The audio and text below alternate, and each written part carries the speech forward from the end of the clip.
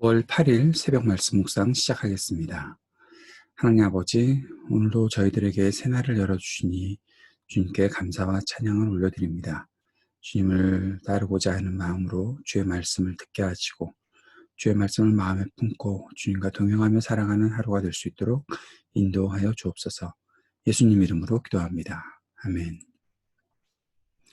오늘은 사사기 1장 22절에서 36절까지 말씀 함께 읽고 묵상하겠습니다. 22절부터 같이 읽겠습니다.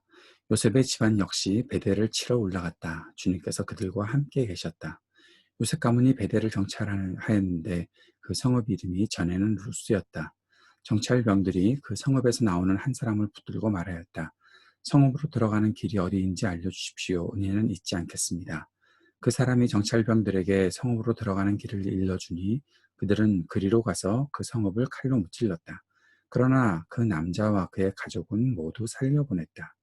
그 사람이 햇사람들의 땅으로 가서 한 성읍을 세우고 그 이름을 루스라 하였는데 오늘까지도 그 이름으로 불린다. 므낫세 지파가 벳산과 그 주변 마을들과 다낙 그 주변 마을들과 돌과 그 주변 마을들과 이블르암과 그 주변 마을들과 무깃도와 그 주변 마을들에 사는 주민을 몰아내지 못하였으므로 가나안 사람들은 그 땅에서 살기로 마음을 굳혔다. 그런데 이스라엘 백성은 강성해진 다음에도 가나안 사람을 모조리 몰아내지 않고 그들을 부역군으로 삼았다. 에브라임 지파가 게셀에 사는 가나안 사람을 몰아내지 못하였으므로 가나안 사람이 아직도 게셀에서 그들 가운데 섞여 살고 있다. 스불론 지파가 기드론의 주민과 나할롤의 주민을 몰아내지 못하였으므로 가나안 사람들이 그들 가운데 살면서 부역군이 되었다. 아셀 지파는 악고의 주민과 시돈의 주민과 알랍과 악집과 헬바와 아벡과 르흡의 주민을 몰아내지 못하였다. 아셀 지파가 그 땅의 주민인 가나안 사람과 섞여 산 까닭은 그들을 쫓아내지 못하였기 때문이다. 납달리 지파는 벳세메스 주민과 베다낫 주민을 몰아내지 못하고 그 땅의 주민인 가나안 사람과 섞여 살면서 벳세메스와 베다낫 주민을 부역군으로 삼았다.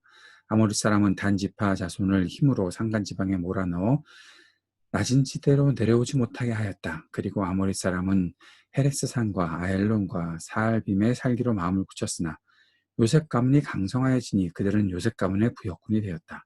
아모리 사람의 경계선은 아그랍빔 비탈에 있는 바위에서부터 그 위쪽이다. 1장 말씀에서 저희들이 주목하여 볼 구절들이 몇 곳 있습니다. 그것은 19절 또 22절에 나와 있는 것처럼 주님께서 그들과 함께 계셨다라는 그 구절입니다. 주님께서 가나안 땅을 정복하고 그 땅의 정복 전쟁을 계속 이어가고 있는 사람들과 함께 계셨다라는 것이죠. 그런데 그것만이 아니라 오늘 1장에 보면 계속해서 반복해서 나오는 구절이 있죠. 19절부터 시작해서 21절, 25절, 27절, 28절, 30절, 31절, 32절, 33절 매 절마다 나오고 있는 구절. 그것이 무엇입니까? 쫓아내지 못했다. 살려보냈다. 몰아내지 못했다. 계속 그런 구절들이 나타나 있는 것을 보게 됩니다. 주님께서 이스라엘의 정복전쟁, 이스라엘 백성들이 계속해 나가고 있는 정복전쟁에 함께 하시면서 그 전쟁을 시작하게 하셨는데 이스라엘은 하나님의 명령인 가나안 사람들을 정복하고 몰아내는 일들을 완수하지 않았다라는 것이죠. 도리어 1장 초반에 나오는 사건, 여기 굉장히 중요한 사건이 하나 있는데 34절 말씀에 보면 1장 후반부죠. 예. 3, 4절 말씀에 보면 아모리 사람은 단지파 자손을 힘으로 산간지방에 몰아넣어 낮은 지대로 내려오지 못하게 하였다. 계속해서 33절까지 납달리 지파는 또 아셀 지파가 스불론 지파가 에브라임 지파가 므낫세 지파가 요셉 지파가 계속해서 이렇게 전쟁을 시작했고 뭔가 몰아내는 듯한 모습을 보였는데 그렇게 하지 못했다 그러다가 34절에서는 주어가 누구입니까?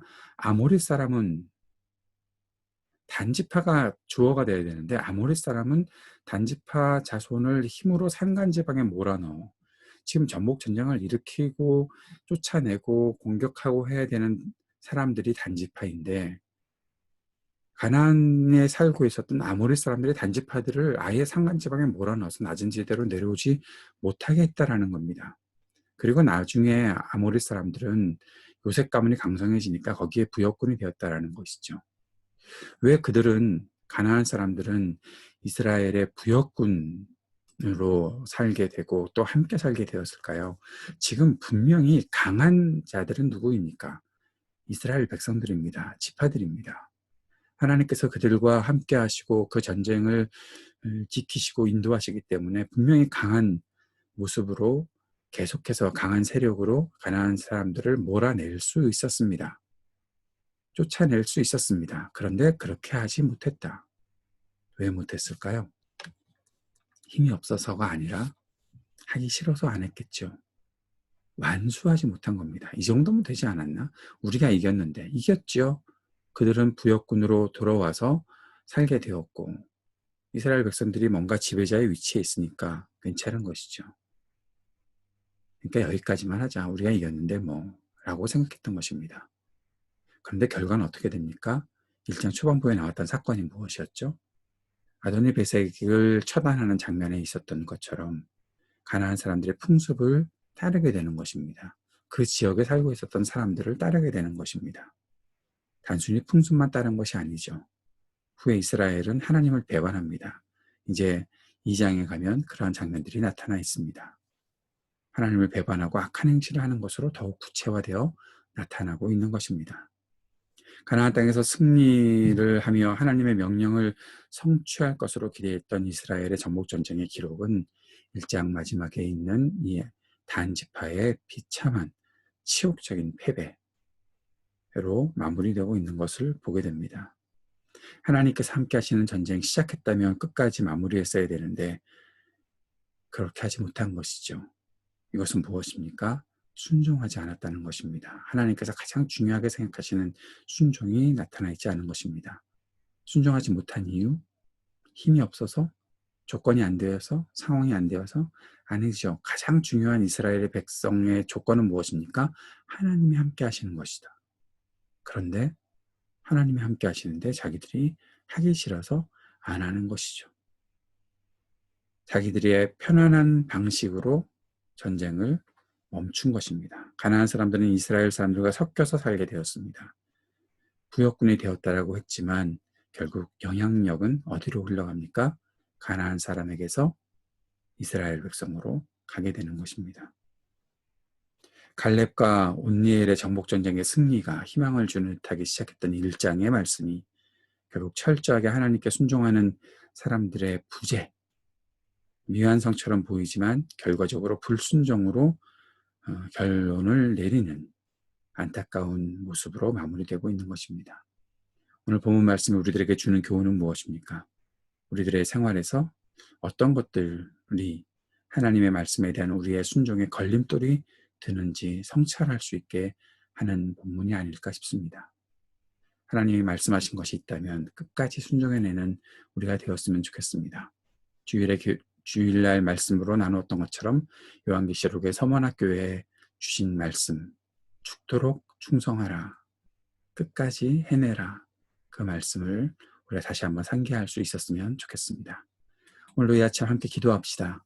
이 땅의 어려움들을 우리가 잘 극복해 나갈 수 있도록 지혜와 용기와 인내를 허락하여 주옵소서. 기도하기 원합니다. 온라인으로 계속되는 주일 예배와 성경 공부에 은혜 주시기를, IT의 이동열 선교사님께 주님께서 힘 주시기를 위해 기도하고 아까의 학교 사역이 잘 이루어질 수 있기를 위해서 기도하는 시간 꼭 가져주시기 바랍니다. 우리 청년들을 위해, 우리 교우들의 가정을 위해, 또 우리 자녀들을 위해 기도해 주시고 이 땅의 인종차별로 인한 갈등이 속히 사라지도록 주님 역사해 주옵소서. 간절히 기도하고 우리 조국의 평화와 화해가 이루어질 수 있도록 주님의 은혜를 위해 함께 기도하는 시간 갖도록 하겠습니다. 같이 기도하겠습니다. 오늘도 우리에게 주시는 말씀을 붙잡고 어떤 이유가 있더라도 끝까지 주의 말씀을 순종하는 우리가 될 수 있도록 우리를 도우시고 이끌어 주옵소서. 예수님 이름으로 기도합니다. 아멘.